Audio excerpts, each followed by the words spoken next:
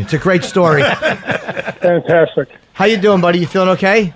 Oh, I feel great. What's going on? Hey, good job, by the way, watching The Ultimate Fighter this year. And how does it feel being a coach? Have you ever coached people before? No, I haven't. So I was just trying to be help these kids out and do the best I can. So I know I brought other coaches in who, who are good at it, and I'm still getting my feet wet and learning. And it was fun though. Well, is it harder or easier than you thought it would be? Because you've been coached your whole career. How is it actually being on the other end of it? It was harder just because I want nothing but the best for the kids. I want them to win every fight. So it's just tough when they lose because there's nothing you can control. Like when I fight, I can control it. With those kids, you can't. You're not in there. You can tell them what to do, but just hoping they do it. That's the problem. It's funny, Stipe, because I was a coach on there too, and it's funny in that short weeks, you even though they're not your team, you do kind of get you end up caring for these guys and get attached to them, though. Oh, 100%. Yeah, you're with them every day. You're talking to them, you train them all the time, and you find a personality and you see how they are and how they train, and you just become friends. You become like a family. What is your relationship like with DC? Because it's you're both such nice guys, and you have to fight, but you seem like you get along on the show. You don't seem like there's any real animosity.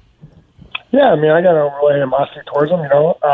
Hopefully he doesn't have it towards me, but yeah, I mean, he's a good guy. But your strategy for him has got to be a lot different than it was for Francis Ngannou, because in Ngannou you put your weight on him and kept him down, and that's probably going to be a lot harder to do against Cormier. Oh yeah, he's an amazing wrestler. But we're not wrestling; we're fighting. So when I walk in there, do I sound like I have an amazing game plan when I walk out there and walk out and feel like I will be, like I know I will be. Now, Stipe, the fact that DC never lost at heavyweight. Listen, you should have confidence, out the freaking kazoo, man. Look what the fuck you've been doing lately. But the fact that he's never lost at heavyweight, what does that tell you? Does that say, all right, I don't know. Does it bring a different kind of awareness or pressure or anything? No, man, he's a great fighter. I know he's a good fighter. There's a reason why he's bumping up because he thinks he can beat me. And like you say, he's been undefeated at heavyweight. But listen, I fought a lot of good guys too, and a lot of great strikers. And first wrestler I'm pretty much really facing. But listen, I have the best coach in the world when I walk in there. I'm not going to worry in the world. I'm going to do what I do and win that fight. Sorry, get back. No. I literally was just going to ask a nonsense question about my buddy Gian Vellante. Now, listen, he was in Vegas. Was he out there just chasing, looking for dates, or was he helping out on the show at all? You'll watch. He'll say everything. He'll say everything. Knew it. No jokes. I literally dropped off the airport this morning at 6 in the morning. He was here for a week and a half training. Yeah, I had to deal with him for a week and a half. Oh, it's terrible. No, Vellante's such a character. He's made for reality TV. And after the last fight, Ngannou said that we might have asked you this last time you called. I don't remember, but he said that he had underestimated you, which I thought was shocking that his coaches would allow him to make such a stupid mistake. That's a stupid comment, actually. But he admitted it, which I was respected the honesty of it, saying I underestimated opponent and he beat me. Yeah. What do you think that is? Do you think it's because you're a quiet guy or you're a respectful guy? People don't understand what it is you're doing in there. Yeah. I mean, listen, I don't care. It's a terrible time to find out when you're in the middle of acting with someone that you underestimated them. Yeah. So, wrong spot. Wrong spot. Yeah. Yeah. I listen. I feel like that's every time I fight. I feel a lot of guys don't think I hit hard. Or I move as fast as I do, or if I'm strong I am, or athletic, or good anywhere. And when they get in and they realize that all their worst nightmares come to true. When I start doing everything they thought I wasn't good at. And you always credit your coaches. It's the first thing you always say. They got the greatest coaches in the world. You have complete faith in your coaches. What is it that they do besides give you good advice? But what is their way of being with you that is so effective? It's just our family, atmosphere. We all know our place. No one steps over steps on anyone's toes. No one feels like they need to take charge. We all have our role on a team, and it's just great. It works so well. It's like a finely tuned machine. Old machine. Now, this is a weird question, and this is just out of my own fucking weird curiosity. Now, I'm friends with both you guys, so it's kind of weird for me. Now, everything goes great. You keep the title, and who puts the belt on? Now, is Dana going to try to put it on again and you're going to hand it to your coach? Or what's going to happen with that? This is what the world wants to know.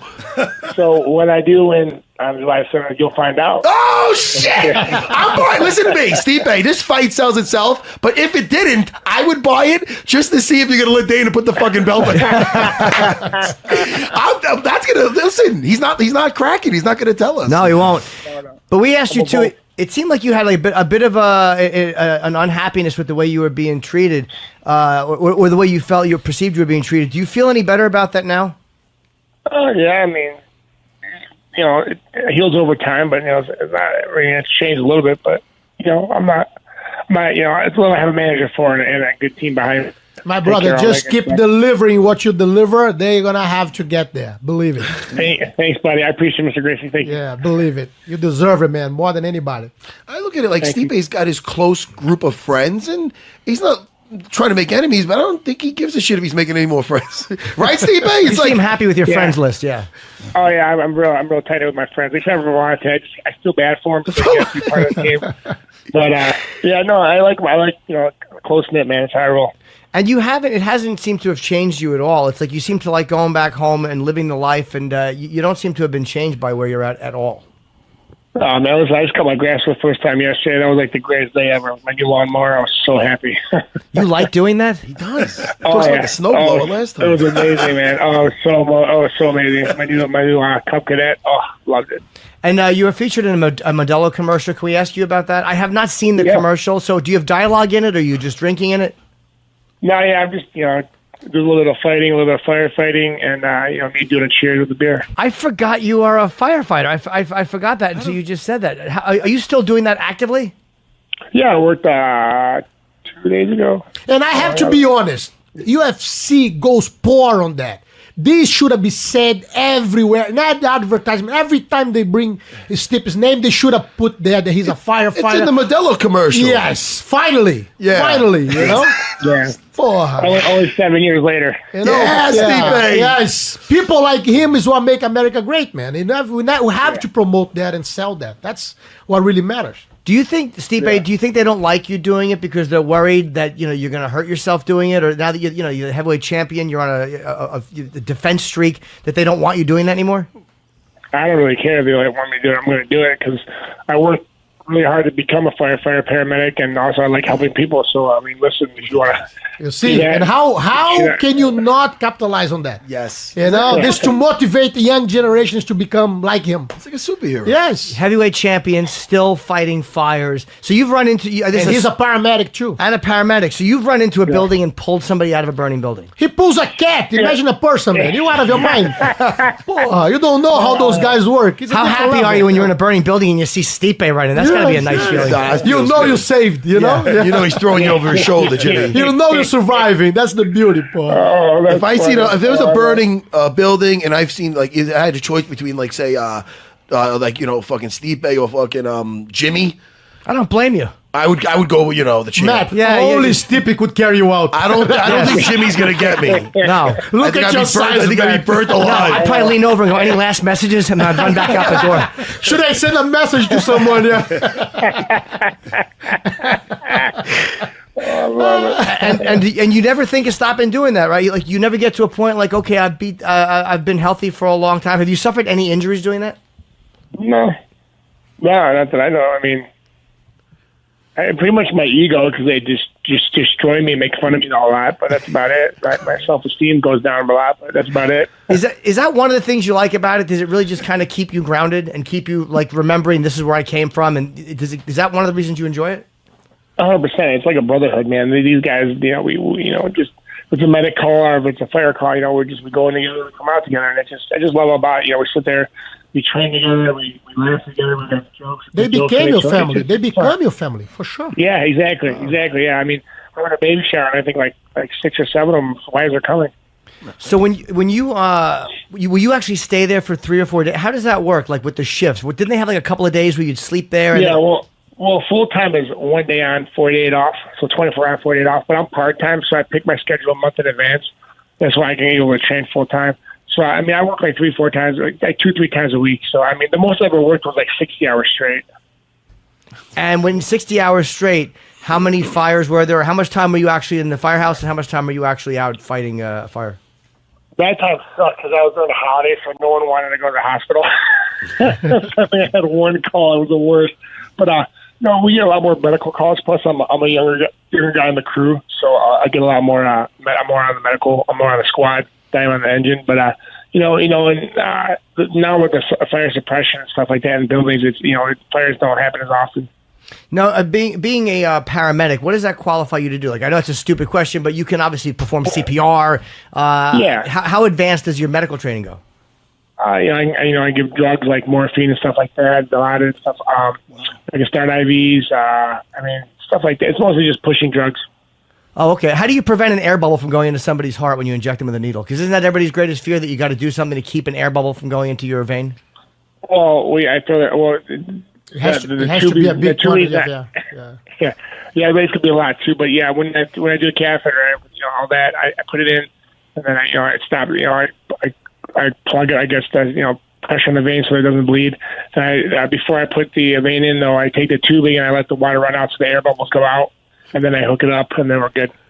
By the way, is that the stupidest question you've been asked as heavyweight champ? I'm curious. I was going to say, he's not going to get this question any He's other time planning to today. get sick soon, I think. Well, I'm fascinated by it, because it's like I can't ask him what are you going to do against DC. He's not going to tell us. I mean, we know what he's going to try to do. These guys, they prepare you for the doctors to arrive at the hospital. So They do. they can take care of everything until you arrive at the hospital.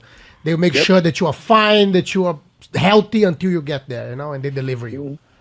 Yep. Well, you're a fascinating guy, Stipe, and you're a great champion, and you're a humble champion, and there's nobody I've ever talked to who does not like you or who does not enjoy watching you fight. But you're fighting a guy who everybody loves too. I mean, DC is a really a well-loved guy. So it's kind of hard to pick who I like more. I do see you winning just because, you're the heavyweight champion. And you're the main event, UFC 226, July 7th from Vegas. That's an incredible card. That's also got Max Holloway, Brian Ortega, and Ngannou against Derek Lewis. I mean, the opening fight is Anthony Pettis, Michael Chiesa. So that's an incredible card. Awesome. I'm going to be there. Yeah, I will too. Matt's being inducted into the Hall of Fame. Matt Serra, you know that, right? Oh, well, thank you. Thank you very much. Yeah. Yeah. Thanks, Stipe. Thank you. Treat me like fucking Volante.